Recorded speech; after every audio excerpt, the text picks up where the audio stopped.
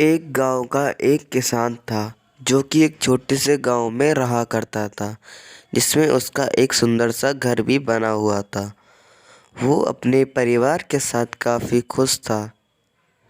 जिसके बगल में एक अमीर और कंजूस आदमी रहा करता था।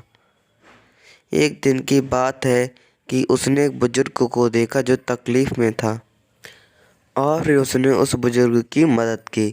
बुजुर्ग एक बड़ा ही जादूगर था। उसने सोच विचार करने के बाद उसे एक जादुई पोटली दी और कहा इसे घर जाकर खोलना। घर जाने के बाद किसान ने देखा कि उसमें एक चक्की निकली थी, जिसमें वो जादुई चक्की थी, जिससे उसने गेहूँ मांगे, फिर चावल मांगे। ऐसा करते करते उसने काफ़ी सामान मांगा, जिससे कि उसने एक दुकान खोल ली।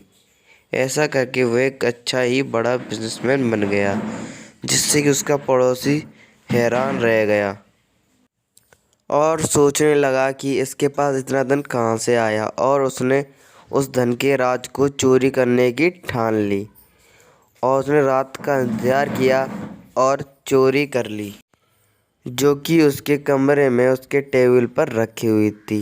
वह चक्की को लेकर अपने परिवार के साथ वहाँ से समुद्र के रास्ते भाग निकलने की सोची और नाव में बैठकर सभी लोगों को बैठा रहा और बहुत दूर चलता गया और चलता गया और समुद्र के बीच में जा पहुँचा। समुद्र के बीच में जाने के बाद उन लोगों को भूख लगी और भूख में उनकी सब्जी में थोड़ा नमक कम था।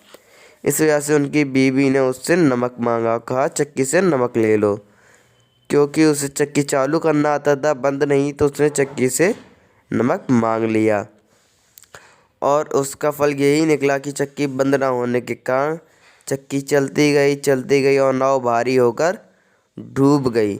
इसी वजह से कहते हैं लालच बुरी बला है,